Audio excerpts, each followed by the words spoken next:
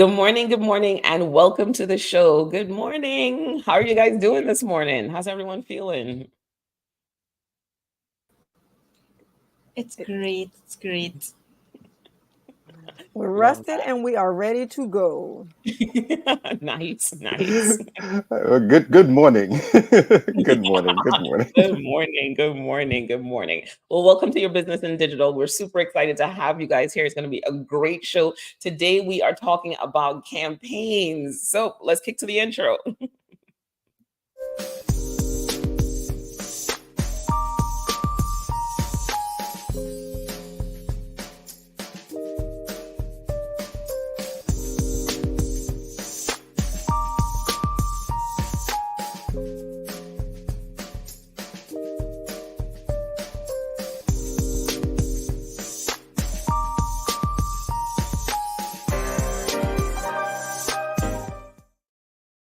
Good morning, and welcome to your business in digital. I am Tamara Louise, super excited to be here and to be here with my amazing co-host. We do this show, Your Business in Digital, so that we can talk to you about digital and digital marketing activities and how we get you to that place of money in the bank through those digital marketing activities, right? Meeting those business goals.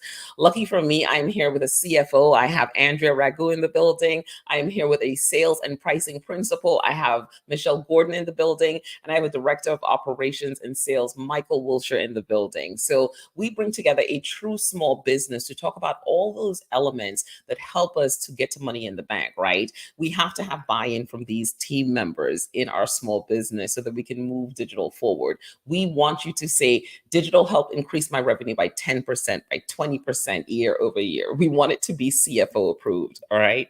So let me tell you how you can connect with us. Connect with us on YouTube, subscribe. Connect with us on LinkedIn. We're live on LinkedIn. Connect with us anywhere podcasts are found. If you cannot make it on LinkedIn, that's fine. But what I want you to do is I want you to tell a business owner about this show. Tell a business executive about this show. Tell a CEO, tell a small business owner about this show, because we are helping them to connect those dots. We see people out there struggling. The strategies they're putting in place aren't working, maybe too much top of the funnel. We want to help them get to that place of revenue and money in the bank. So, yep. All right, let's get ready to rock and roll. So, wait, didn't I feel like I deserve a round of applause for that. What is happening, Michael? We gotta get to Indeed, the sound indeed. effects. All right, we must hype ourselves up. I swear, I love this tool so much. All right. So of course, we have all to move on to our all important hot topic segment. Today is going to be a great hot topics. Michael, tell us, what are you talking about today? Let me unmute first, the first thing. And today's hot topic, we are talking the future of business is AI. And that may seem like, of course it's AI, but let's get into it a little bit, right?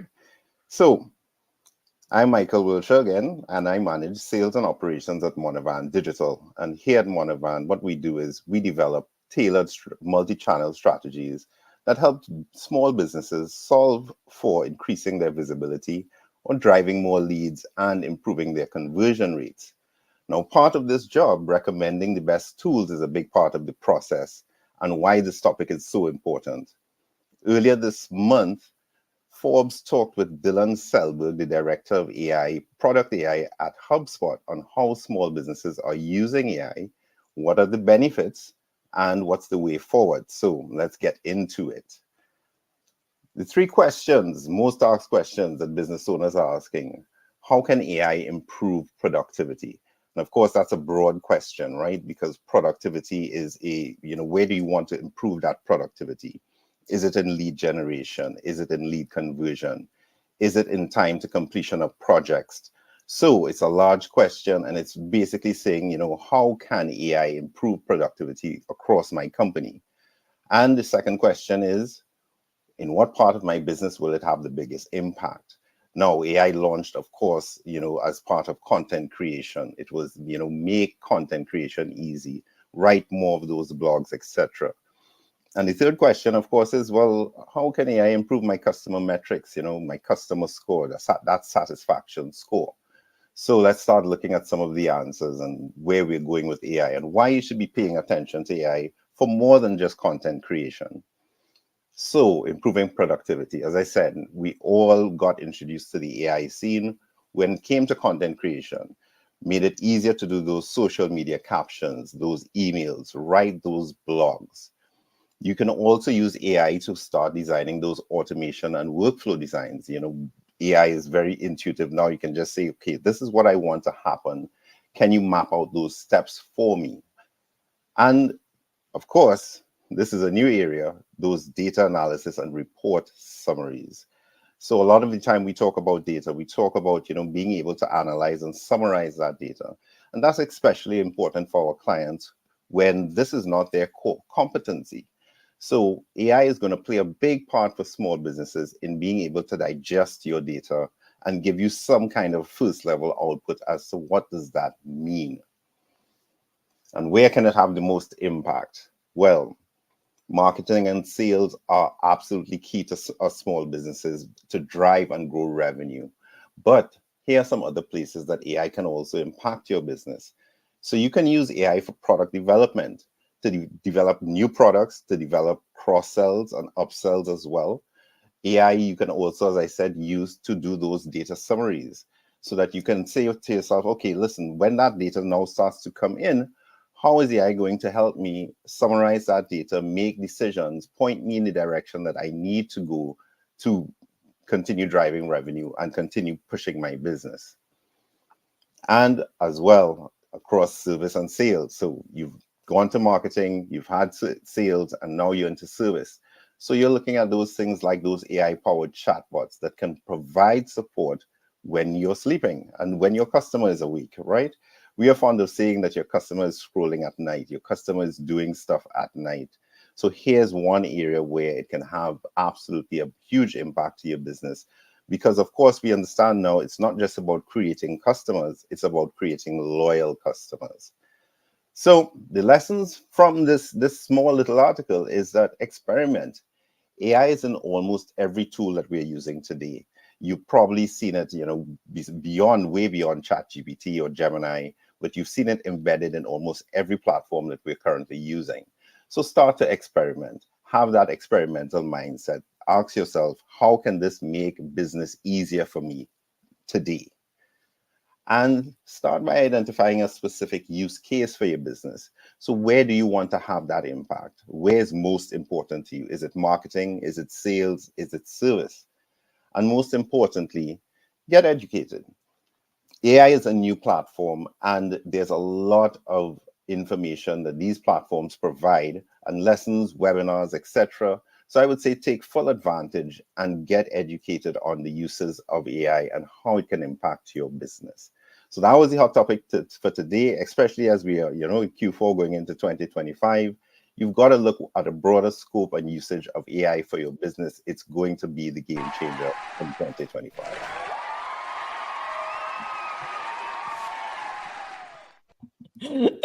That was That's it. amazing. Yeah, I know, right? Switch us around. So neurotic. That was amazing. So, so good. I mean, AI was within the fabric of our soul right now. Right? It's like everything. I mean, I use it for everything, and it's just so helpful, especially as you are tweaking it. And I think you just gave some really good use cases for it, right? How can small businesses really leverage it? And then look at where it's saving them time, where it's saving them money, right? Associating those costs with it, so important. So, really, really good hot topic for sure. Thank you, thank you. And just to bring it home, AI is I've seen the new iPhone ad and it's talking about email summaries, right? So think of that from a marketing perspective, that your well-crafted email is going to be AI summarized for your consumer, right? So it's worth looking into, making sure you understand not only where it's impacting you, but where it's being offered to the consumer and how it's changing their journey. Google is already indicating shifts away from regular search and search being done almost wholly in AI platforms. I love this topic. I love this topic. I mean, we have been gradually over the last year easily, Michael. Been weaving it into our podcast somehow, some kind of way. It literally hits our table when we're speaking here to our community here. But I want to invite everyone to think about take your business person hat off, and I want to think of you to think of yourself as a consumer, and especially wherever you shop, there is some version of AI that's suggesting things to you. For instance, in the Amazon world, as we're shopping and we're trying to read all of the reviews, it's literally summarizing the reviews for you and giving you a synopsis of what the majority of people are saying. That's AI. That is AI in the customer journey, and it is dictating or influencing what you are reading, because we are the microwave society. We want the information delivered quickly. Well, it's doing that for you. So now put your business hat back on and understand how we now need to insert that and incorporate that into everything that we're doing somehow. How can we make this faster, efficient for our buying community? How do they get to know, like, and trust us in a faster way? And how do we deliver that and utilize AI not to take over our world, but to insert our voice in it in a way that we just might not find comfortable, but in a way that makes sense to our buying community. We've got to embrace it or be left behind. And if you want to be around for the long haul, that's something that we have to understand and incorporate into our world. I love it. I love it. AI is everywhere. And I think it was coming all along. If I follow from Michelle's example, Amazon, even before AI was summarizing the reviews, just the here's what other people buy suggestion, or the other suggestions of we thought you might like this. So based on the books that you had put in your cart initially or what you were buying, you start to get other suggestions along that line, right? So if you're buying children's toys, your suggestion feed starts to go, oh, you're shopping for a girl who's 5 years old. Here's all these different things. So we were going to get here eventually, but I think what business owners need to understand is the name of the game for sustainability is efficiency. Because especially when you are small, and even when you're big and you might have the number of people that you can hire to do everything, as a small business, you don't have that luxury, and you need to be able to run your business in a way that you don't spend too much time bogged down on things that are not driving revenue directly, or you don't get enough time to look at your business through a strategic lens. So tools, AI is popping up in all these different tools. I myself personally am actually taking little courses, as Michael said, get educated. I'm looking for these courses that are teaching finance professionals how to use AI for your finance jobs, for your finance tasks.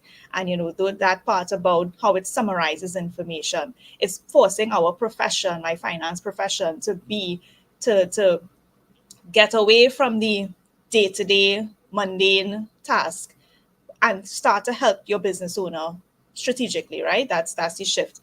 But as a business owner, it really is inviting you to bring efficiency into your operations. Find some way, and as Michael rightly said, find a case use for it and bring it into your business and pull that thread on it and see how it could work. I really, really love this whole topic of AI. I always love, because as the more I get into it, I realize how really impactful it's being, especially in our small to medium business.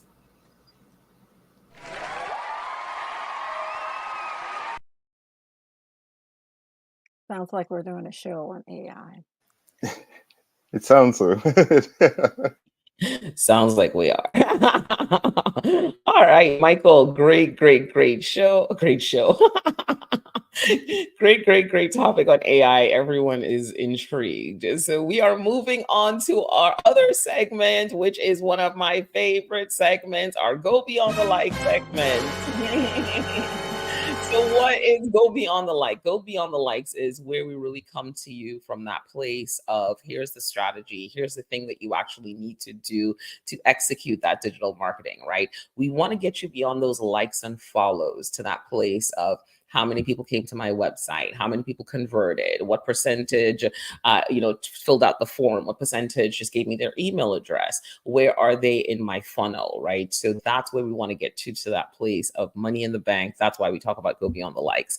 And today we have a great, great topic. We are talking about the ultimate guide to creating a winning campaign that drives real results. So, yay, right? I use mine. I don't know. I don't even know what's happening.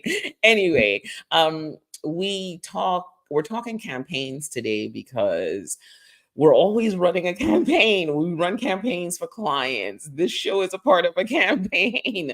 We're always running campaigns, and campaigns really kind of help you get to that, to executing some of those goals, right? So, before we jump in, I'm just going to kind of break down what is a marketing campaign, right? So it's really a coordinated series of actions across various channels aimed at achieving a specific goal, right? So it means it's all these digital marketing activities that we're talking about on the show, pulling those together to be cohesive, to be holistic. It's not just Instagram, right? It's Instagram, it's LinkedIn, it's your website, it's your form, it's the SEO. It's this one ecosystem that you're building. And then what parts of that ecosystem am I using within this campaign? And what am I using the campaign for? Is it a holiday campaign, or is it a campaign that I'm using throughout the year? We call those evergreen campaigns. So it's a lot of food for thought when you're thinking about what are the activities I'm going to do and how do they connect the dots, right? So I'm going to pass it over to the team to jump in here because campaigns.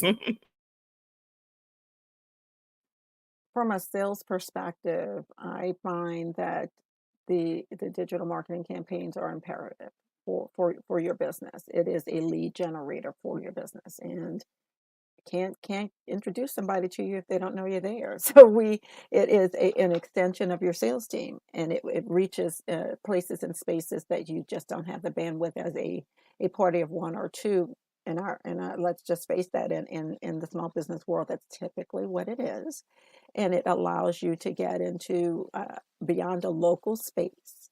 It gets you to be in a bit more domestic, and for those with goals to be international, there's no way that your arms can reach that far. And it's a cost-effective way to get you out there and to get your business visible in spaces that you just don't have a reach. So if you want business coming in, you've got to get your name out there. And this is a prime way to make that happen. I just love, first of all, that we are saying it is a series of coordinated events. And it's not just pushing out ads on Facebook. Let's get that right. Because too many times we've seen people out there calling campaigns the ads and just saying, well, yeah, I'm going to run a campaign for you. But what they're really running is ads with no clear sense of coordination with the other aspects. So keywords that I want to emphasize and I want people to listen to as we go through this show, it's the coordination of the different activities and the ecosystem that Tamara spoke about, that you're really coordinating the events in your digital ecosystem. Whether or not you have all the different pieces of the ecosystem, whatever pieces of your ecosystem that you have, you can coordinate the activities to give you a proper, successful, winning campaign that drives real results. Like, why do I have to go after Andrea? Oh my goodness. So I just want to bring it around to, again, broadening what you look at as and call a campaign. So you have campaigns, as Michelle mentioned, for lead generation, but you also have a campaign for lead nurturing. You have a campaign for service improvement. You want to improve your customer satisfaction score. You have campaigns, say, if you need to do a recall, like in the auto industry, you have to do a recall. And so all of these are campaigns, and that goes back to what Andrea was saying, which goes back to what Tamara was saying, which is that coordinated series of actions across multiple channels and platforms to get a specific result. So not to, not to dig at anybody, but Andrea started the ball rolling, but you've got to measure your expectations according to what you're doing. So if you're only doing one thing and calling it a campaign, you've got to measure what you're expecting as a result from that. Yeah, no, really, really great points, guys. You guys deserve a round of applause. All right, so let's talk a little bit about some of the key elements of a really high impacting campaign, right? Because I think that's where people kind of, as you said, right, they want to go with that thing that is the the ads or just that one thing. Oh, I did like 3 posts. So understanding the key elements, you must have a clear objective, right? You must understand what is the goal? What are you trying to accomplish?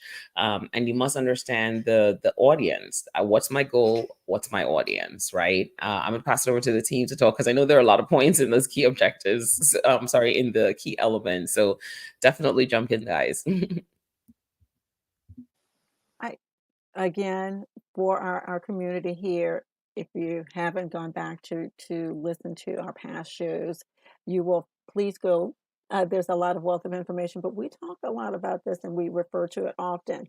And it is two important things that I know I speak to with my Lanyap customers from the very beginning. If we do not understand where we're going, what's our objective in this, what we're trying to sell or promote for our business, and whom we are trying to attract, we're wasting our money. This is a wasted venture. It is our pen in our starting point, and to me, those two are the greatest of things. What are we trying to accomplish? So, are we trying to sell a service or multiple services or products? And who is the audience for each? So that our message, that I'm sure someone will speak to, is clear and targeted, and everyone involved, up to including our marketer as well as our operations team. Everyone is on the same page and singing off the same song sheet. So for me, from selling, those are the important things for it, from my perspective.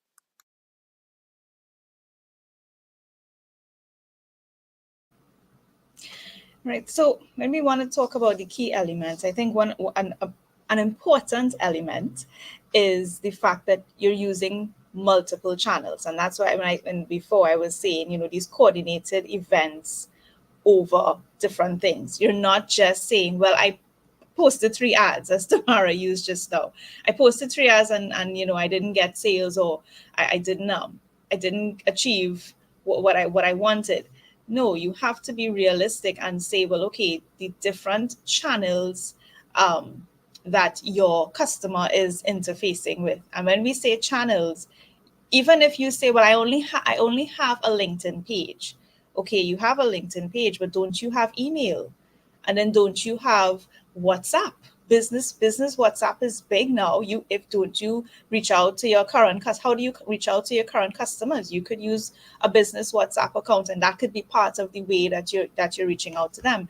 So the point about one of the key elements is the fact that you have to do this over different channels. You can't just want to post the ad or the post on social media and then feel that the other things don't add up, and feel that, well, so they DM you. What happens after they DM you? They WhatsApp you. Use the different channels that you have to really achieve what you're trying to achieve, because you won't get it with just a singular channel approach. And I would like to jump in and talk about, so thanks, Andrea, for just, skipping one point. I was like, oh, yes, I got the right point.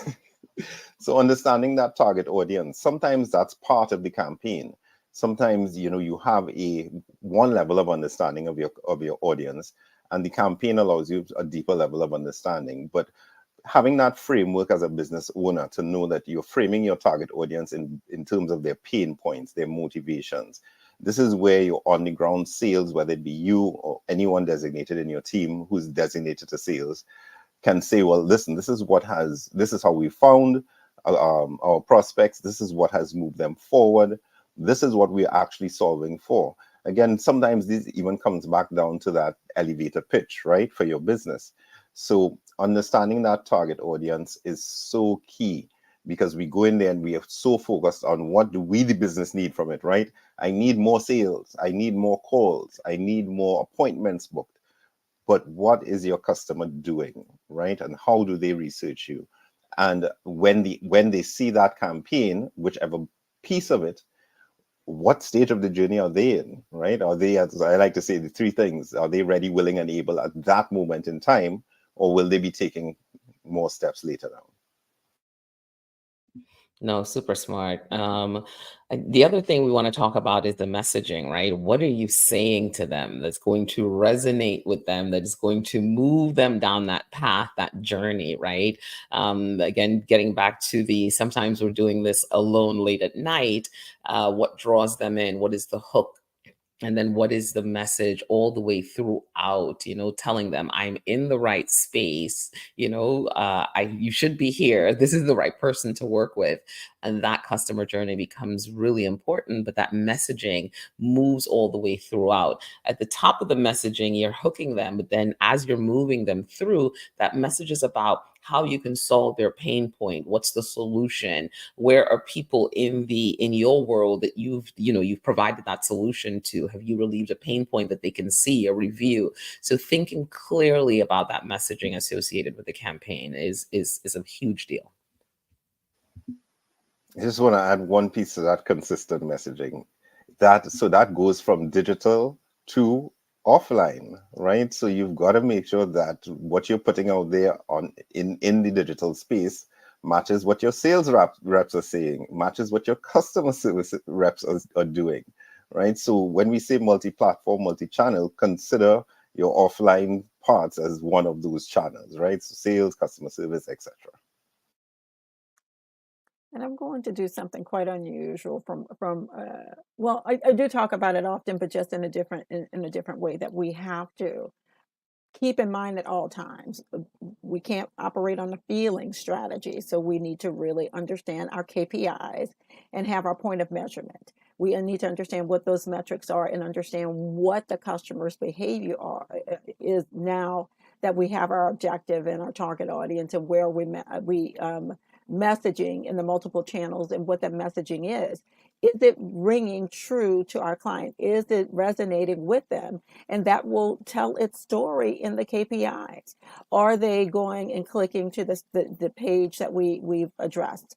Are we getting any follow-up on any one of those channels? And should we lean further into that because the analytics tell us? Or is there something not happening in one of those spaces that we need to either recalibrate our message, remove ourselves from that space, and ride the wave in a different space? So it isn't that I'm not making any money or no one's clicking. We need to understand where they are visiting, and are they timing out? Are they not moving to the next space because a link is broken? Or is our message through A/B testing not resonating, so we need to fine tune something, or resonating really well in a way that we didn't predict? So we now need to adjust a bit based upon what our clients are telling us is important to them. And those are the keys. It's not what we feel. It's not that thing in our gut that validates it, but what's in the black and white numbers that's guiding us in the appropriate place for that target audience in where they are in the customer journey. Sales does include numbers. It really does. Oh, so fun. So fun. All right. So the next thing we're talking about is, well, we talked about using that multi-channel strategy. That's a little bit of a faux pas right there, but we're live. All right. The next thing we're talking about is the customer journey. So I want to kick this over to you to talk about it a little bit, Michelle, because I know this is your jam, the continuum. Yes, this is something that we speak of often. Remember, let's work in threes. In this consideration, we're talking about three separate stages, but three actions that happen even in the digital space, not just offline, not just when we're in person, but in all of these areas, we're in three different stages: awareness, consideration, and decision, but we're also doing three things. Let's start with the top of this, with the customer journey. In what I know, I often have this conversation with Tamara, and actually this is a full team kind of thing too. where everybody needs to understand what we're trying to accomplish when we're in the awareness stage. And that's introducing ourselves to our potential clients, who we are, and getting them to really understand what product or service that we're doing now. Our goal is to, when we're creating that visibility, to educate who that potential customer is, what the problem is that we solve, and help them to really quickly get to know, understand a little bit what we do, and have them want to take the next step with us. You're going to find your ability to do this in the digital marketing space through blog content that you may be putting out there, display advertising. Even when you're working on a free component, let's talk about that, because I know Andrew is going to love that. But the organic searches that they have, or social media posts that you place out there. And when we go a little further, and when we have a little meat, in our budget, we can actually do a bit more of a PR media coverage. But the goal is to get your face, your name, your services, and how you can resolve a pain point for your potential client that's coming through in an awareness type of way. Get them to introduce you and get to know you a little bit. Love that. That customer journey is, super, super, super important in the process. I was actually presenting at the Central Florida Urban League on Saturday, and to a bunch of entrepreneurs, and I said to them, all right, we all have to put our customer hats on and develop this customer journey, right? We all think that it's going to be this quick, I meet you, I buy from you, and it's just not how it works. It's, I got to know you. You got to nurture me. You got to wine and dine me. You got to make me feel good. Make me feel like I want to connect. I want to do this with you. And the higher the price point is kind of like, I really want to do this with you, right? So you have to make the customer feel good. So that customer journey is so, so, so important to the process. So, any thoughts? Anyone want to add anything else there? May I give a personal story? Just really quickly, I want to expand Absolutely. upon something and how this worked. So I am in an unusual place. As you can see, my background is different from what I typically do. I am in New Orleans.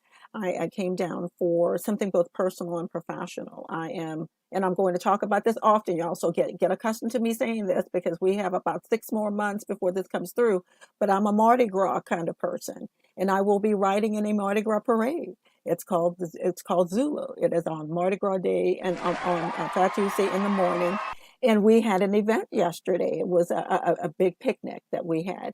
And let me tell you about how this awareness, consideration, and decision stage happened for me personally at this event in a social setting, but how this actually worked in this social environment. I am also on a mission to renovate a home down here, and in networking, because I live in California.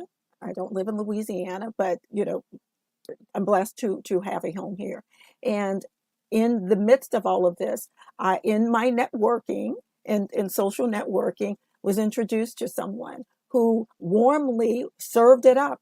It wasn't a cold serving. The room was warmed me up to someone who worked with someone who is able to help to draft and do architecture plans. The young man who they introduced me to, warm opening, introduced me to this person, managed to, in less than a minute, give me his credentials, aligned with the person who did the warm opening, and said, these are the things that I've done for this said person. And I know you've walked into this building. Here are the things that I've done. I've been in business for 20 years. I do these A, B, and C. When can we connect? I am able to look at my schedule on tomorrow. I will circle back to you and give you an idea of when I can go past the home. Reached out to me. We traded phone numbers. When I left the picnic, I received a message. It was so good connecting with you. Again, I will follow up with you on tomorrow to let you know when I'm able to pass by the home to take a look. 5 minutes. 5 minutes.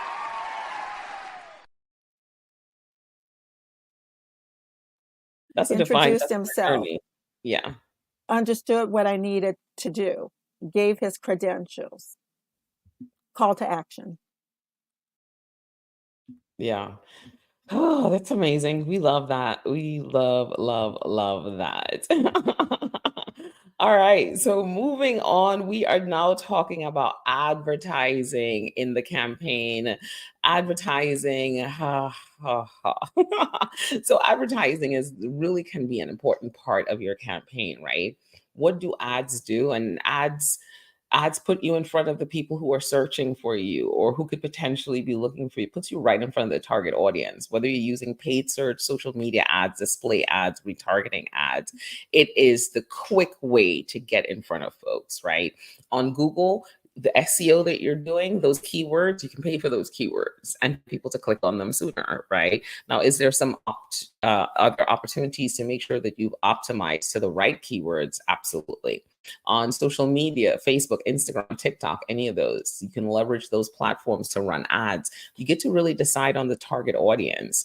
When we were running our campaign for the Caribbean Sun Feast, we looked at people who were from the Caribbean. We looked at foodies. We looked at a bunch of different people who would be interested in coming to this event, so we could really build out that audience. So it gives you that level of it's as specific as that, right? So you can have a lot of information. You could do zip codes in the U.S.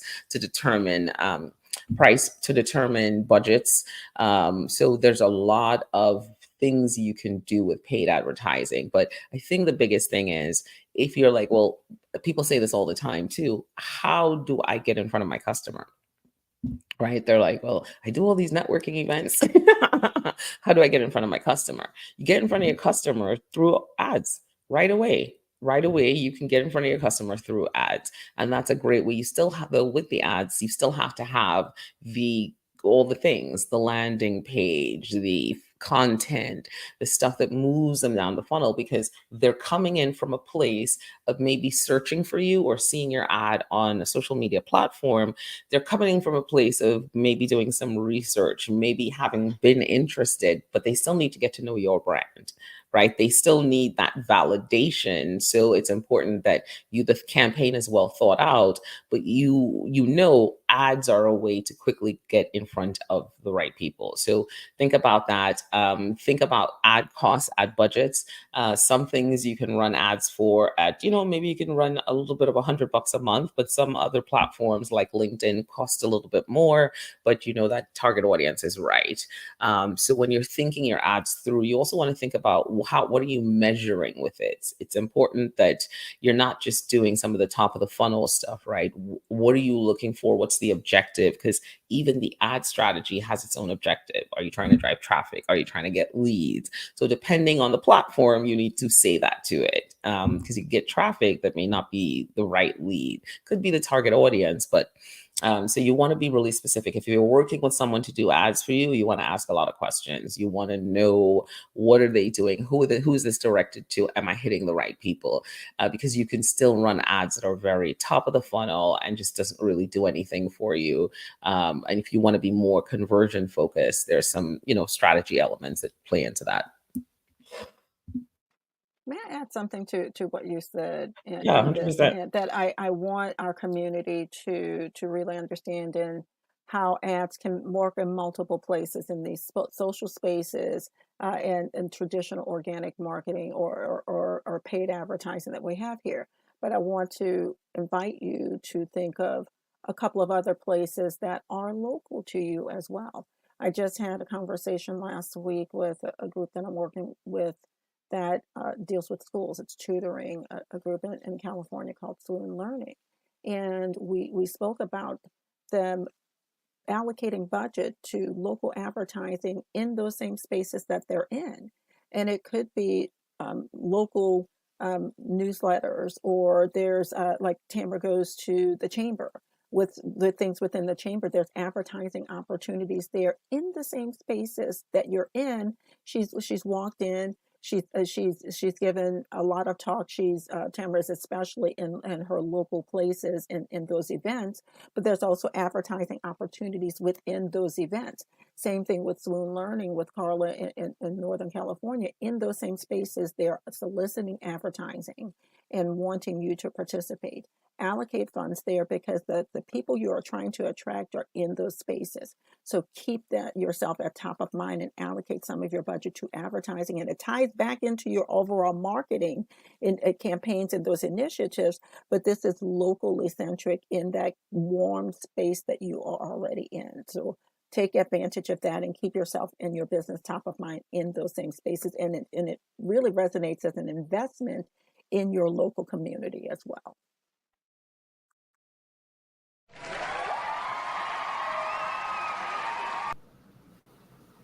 We absolutely love I that. feel like I'm going to speak from the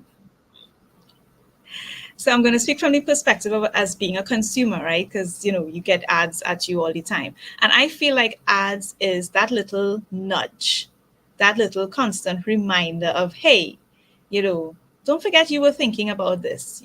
I think recently, well, before on this show, you all would have heard me talk about when we purchased our vehicle, I think it was last year, and how my feed all of a sudden just became curated with all the different automobile dealers here in Trinidad. And that's basically what the ads do, right? It's kind of like, oh, we realize you're thinking about this because remember, we're targeting to people that behave a certain way. So once you start to exhibit that behavior and you start to visit these different types of pages, you find the ads are going to start coming at you. And most recently, I would have to say an ad worked with me. There's a page that I follow all the time, and it always comes up. But they're just not selling. They weren't really selling something that I needed right away, but it's always something that I knew about. And this week, I needed what they were selling. The ad came up and I was like, all right, I forgot these guys sell this. Click. Hey, can you da-da-da? And I got the information and they started exchange. And now I'm like, okay, great, I'm ready to buy. Right? The ad was just that little nudge to say, hey, I know you're thinking about this. Don't forget, we're here. But it has to work in tandem with the other things as Michelle was saying. I like what Michelle was saying, it's not just the digital ad, it's any other spaces that you're in. Try to find ways to advertise yourself in those other spaces as well, because they all come together. So I just as a simple way for business owners to think about, well, I don't know if the ads really working. The ads are working. It's just, it's think of it as a nudge to say, hey, don't forget, I know you were thinking about this and you can buy here.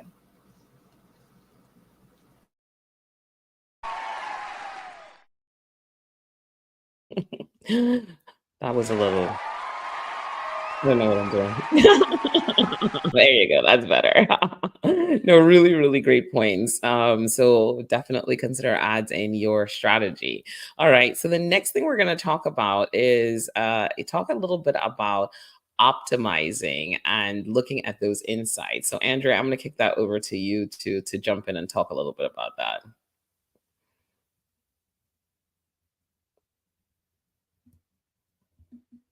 Oh, sorry, I thought it was you. All right, so let's talk about the role of insights and optimization. So, once a campaign is live, you get the insights that the different channels, how the different things are performing, and it gives you a clear picture of what is happening. Different channels offer different insights for you to be able to optimize. And when we say optimize, we're not talking about scrap and go over and start all over again, the campaign not working. No, we're talking about slight adjustments to what you are doing. So you may have been targeting females aged 18 to 36, 18 to 35. You may decide to tweak based on the results that you get. Oh, maybe I could expand it 18 to 45. Right? Because you see, based on the behavior, maybe the insights are telling you that people over your age brackets is responding to your action. So optimizing is not doing over the strategy, it's not going over, but it's just about making these adjustments. And here's how the different channels offer the insights that you could then turn around and make your optimization, right? They give you things like cost per click, right? And conversion rates. So this now helps you identify how effective effective that targets and messaging was. So using my example just now of the age, based on that, you could come back and tweak now to say, you know what, I'm going to target a different segment, or I'm going to tweak who I am segmenting this to. So the click-through rate and your conversion rate, the cost per rate, these things allow you to see how effective that overall targeting and messaging was. Another thing you get back is things like website analytics. So this is where now it says things like, well, how did they behave on my site? First of all, did they even come to my site? So you could get things like, well, how many people actually clicked and actually came to the site? You could get things like, did they read? Did they stay long, or did they click and did they bounce? Did they like click and within a minute they're like, nah, I think I'm not going to visit anymore, and they jump out. So none of your nice blogs and pictures and case studies, none of those things got read because they didn't stay long enough, right? That in itself is an analytic that you could then turn around and optimize to say, well, how do I get them to stay? I got them to reach, but something didn't click enough with them for them to want to read more on my website. So this is an important analytic that allows you to adjust. So maybe at the time of entering the website, you probably change the visual. And this is where the optimization comes in. You might want to change the page that you send them to first. Maybe when the page that you were sending them to had too much information or was too confusing, so they didn't know where they had to go, right? So you may want to tweak now to say, well, maybe let me send them directly to this thing to buy now. Right? So that's an example of how your website analytics helps you to optimize. If you're doing things like email marketing, your open rates, that's the main, one of the important analytics that you get back from your emails. Are people even opening the emails, right? And so how do you respond in the optimization? Well, people open things if you hook them, right? People open things, well, one, if you hook them, and two, if they want to hear from you. If they don't want to hear from you, they're not going to open it. Maybe they signed up at a time when you had something interesting to say and you realize over time, well, then my open rates are declining. It means people no longer want to hear from you, and the different optimization responses could come from that. It could come from maybe your audience is no longer warm to you anymore. You might need to adjust who you're sending your emails to, or it could mean what you're saying to them is no longer relevant. They still like you, they still want to hear from you, but maybe what you're saying just not relevant anymore, or maybe it's just not making sense to them anymore. So the optimization comes in when you probably adjust the message that you put in the email marketing. You might want to look at things like your subject headlines, and then what you actually tell them to do in the email. If they open it and they're not clicking, so if they're opening it and they're not clicking the thing that you had in there, it means, well, I didn't hold them long enough to take them through to the next step. And that's linked to the sales funnel. So the optimization part comes in when you tweak that response, right? And then you have, finally, the last thing is things like your SEO, tracking what posts actually do well. You have your blog posts or your landing pages. How are you ranking when people search for you? Are you ranking on the 45th page, or are you ranking somewhere in the top 5, right? And so this is where the tweaking comes now. Well, how do I move from page 45 all the way up to page 5? So the tweak comes in now, going back to your SEO, looking at which are the ones that people want to hear from you on, and say, well, let me give them more of that, because if I give them more of that, I'm going to move through my page 45, 43, coming all the way down the line, right? That's the optimization. And those are some of the key analytics that you're going to get that allows you to make different decisions. Notice I said shifts, changes in decisions. I didn't say redraft or go back. It's about what are the different shifts and different things that you can do to optimize what you are already doing. Tamara, I have two things to say. Our job here is done. Tamara, our CFO is a marketer and a salesperson. I can retire. She has come over to the bright side of life. It is, I'm done. I'm done. I am retiring. You need to retire. Our 100%, role is 100%. done. We are She started done. talking about SEO. She's What? there, Journey. What to What? look for? I'm What done. the I'm done. The CFO? CFO gets it. The CFO gets it, guys. The CFO gets it. I These are things that CFOs need to understand. Family, this is what you want. This is what you want. You want her. All of us speaking the speak. When we are giving and feeding back, we know that we are on the right track, and our team is strong and working toward the right place. When we have those and other specialties within our organization are understanding exactly what we need in each one of these areas. My heart is singing right now because this is so very important that the entire team not be experts in the space, but understand the terminology and how all of our components connect. It is imperative that that's there. And the lovely thing about this piece, and this is the second point that's important, is we are tied and passionate about our areas, and it's really important for we have that check and balance.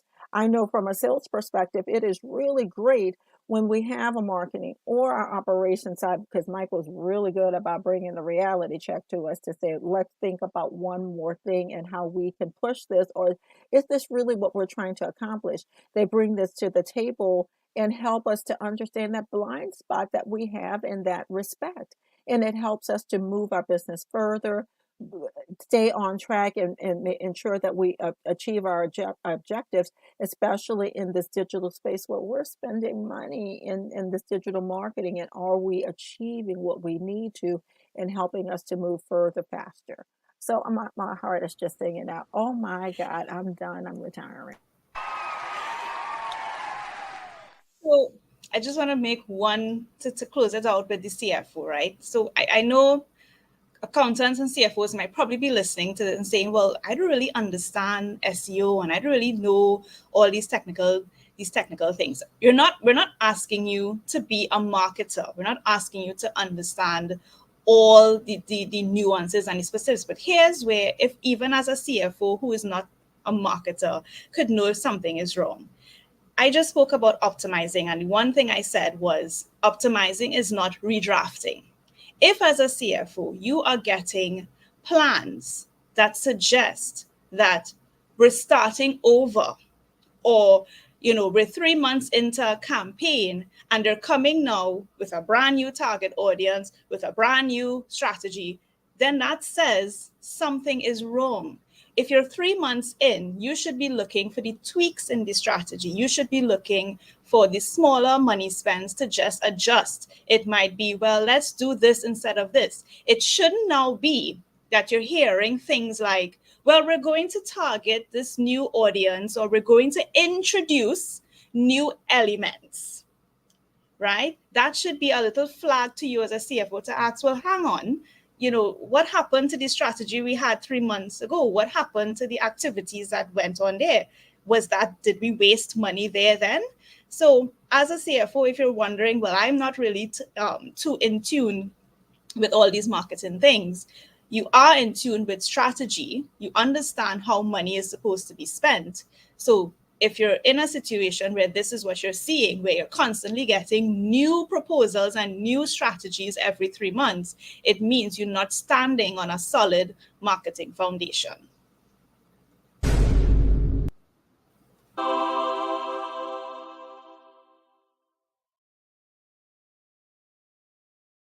All the sounds, all the sounds. All right, so we're moving on along because I know we could stay here for.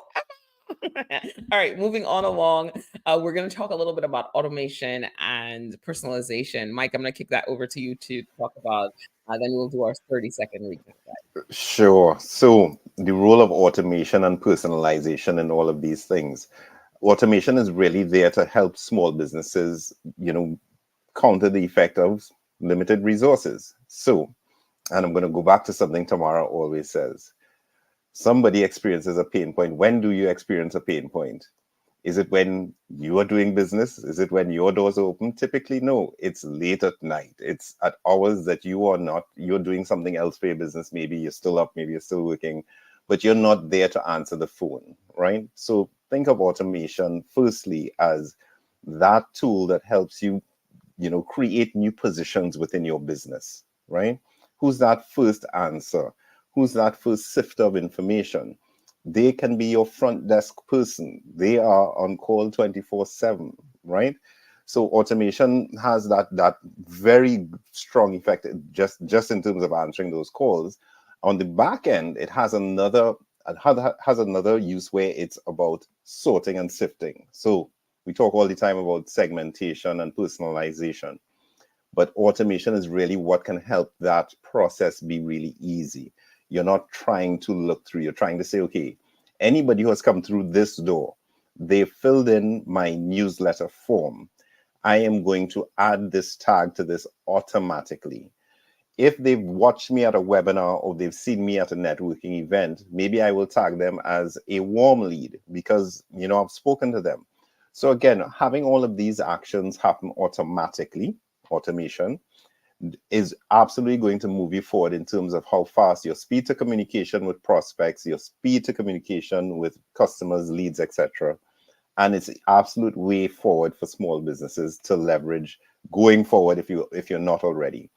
Now, the way to get to automation, I always say you don't start with the tool, you start with the process.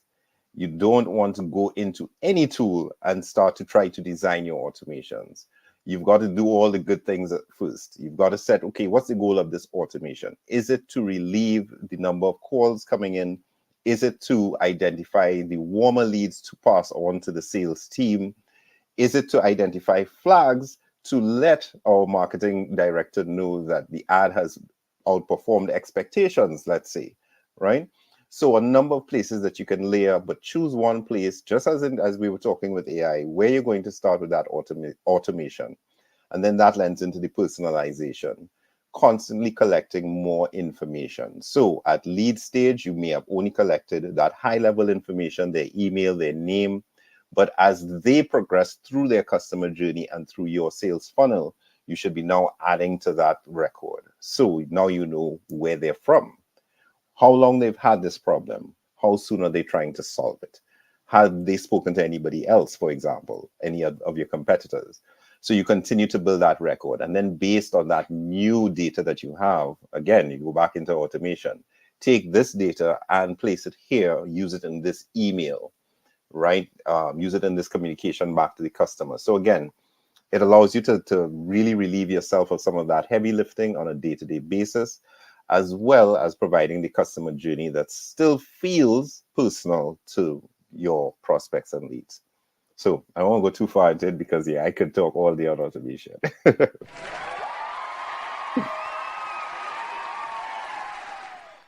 Oh man, that's awesome, awesome, awesome. So you are, you know what? I'm gonna let you close this off with you go with the 30 or 30 seconds first because that was so good. That was so good. You go first, Michael. All right, so I'll give my 30 seconds on, our topic today, optimizing your campaigns and creating those winning campaigns.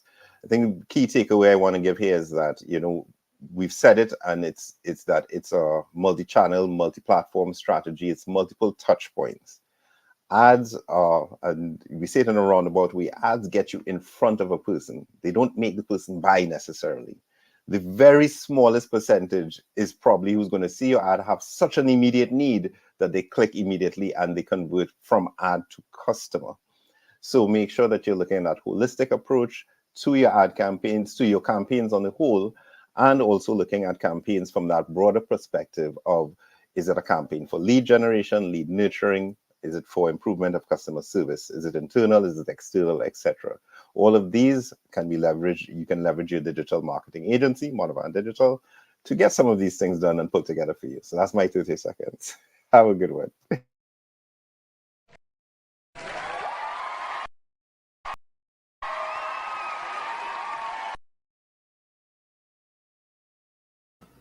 All right. So 30 seconds, let's talk about creating this winning campaign that drives real results. my CFO people, my accountants, my finance people, let's pay attention to the part of the title that says drives real results, right? You want to be able to understand the elements that we spoke about today, because that helps you appreciate if the money that you've spent behind this campaign makes sense. All the different elements, all the different departments in the company, they're going to be doing all the different elements we spoke about. They're going to be the sales funnel, the marketing, the target audience. You don't necessarily have to be part of that part of it. However, what you want to look for is the understanding that what are the results that you got from all these actions. So from the start, understanding what did we want to achieve, and are we in line with it? Because any day you're doing all this to make sure that you achieve something. So pay attention. That's the part that the CFOs and the financial people, we need to pay attention to. We're paying attention to the driving real results part. Because if we don't pay attention to the results part, this is where money gets wasted. This is where resources gets wasted. So if you're a CFO out there wondering, well, I don't know how to create a campaign, that's okay. You don't need to know how to create a campaign, but you do need to understand what happens in a campaign to know if you're getting real results out of it.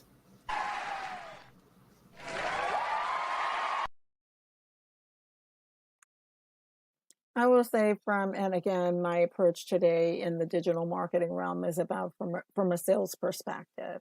And while digital marketing might seem magical to many, it is a magical component that has a whole lot of work that comes behind it. And your core sales strategies are always at the table. Understanding your target audience and understanding what stage they're in and where your messaging is. So if they're in awareness, your consideration, or in the decision stages, what are you getting to the other three components of those three? Do they know you? How are you resolving their pain? And that call to action, or the results that they need to understand in order for them to move to the next stage or to click buy from you. So all of those components still remain at the table, regardless of what place that you're in. And that's something that we speak to often in Lagniappe. Where are they in the stage? What's the messaging am I delivering? And have I introduced myself? How am I resolving their pain? And the result and call to action that we're showing. So all three are always at the table, regardless of if you're in person or as we're doing here in the digital space and introducing ourselves to them. So that's my 30-second pitch to you.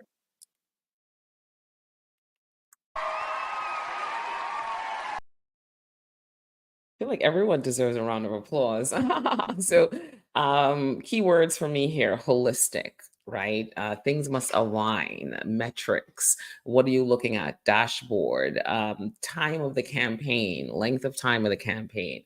Is this a seasonal campaign? Is this a year-long campaign? Is this, what is this campaign? Thinking about the core elements. What works for your business? Is it email? Is it social media? And how are you combining those things? And knowing when you're running a campaign. And really, again, what are you looking at with a campaign? Sometimes you're looking at things a little bit more often to make those adjustments, right? What does that dashboard look like for you on a weekly basis to know that performance, and to keep track of, are you getting close to success? Where are you? What adjustments do you need to make? So that's my 30 seconds. I mean, today was such a great conversation. I was really excited about this conversation. Today we talked about, and everyone said it so many times, right? The ultimate guide to creating a winning campaign that drives real results. And what we want for you to do is we want you to walk away with just some key takeaways from this conversation. You want to make sure that you have a clear objective and a multi-channel strategy. We talked about that a lot. All are essential. You want to look at insights and continuous optimization to make sure that you're moving to those improvements, those tiny movements, big improvements, right? And you want to align your efforts with your customer journey for better engagement and conversion. So those are the takeaways. Today has been an exciting show. I had so much fun. I love when you guys come to the table with all the great information, insights, it. The fact that Andrea is just such a digital marketer now is like genius. We saw you start a new talk track today, right? We saw it happen. You were like, my CFOs. I was just like, oh wow, just all right. I was like, you go, girl. So let me tell you how you can connect with us. We want you to connect with us. Tell a CFO about this show. Tell a CEO about this show. Tell a business owner about this show. Tell a business executive about this show. We are called Your Business in Digital. And what we're helping you do is connect those dots, helping you move to that place of money in the bank through digital and your digital marketing activities. Check us out on YouTube. Check us out on LinkedIn. We are live there in those spaces. And if not, check us out everywhere podcasts are found. You can connect with us after we go live and just watch the show. It's a great show, so much good information. And I have such a great time with this team here doing the show. So check out the show, check out the show, check out the show. Guys, it's been awesome. Thank you so much for being here. Thank you so much for being amazing. Have an amazing week, guys. Take care.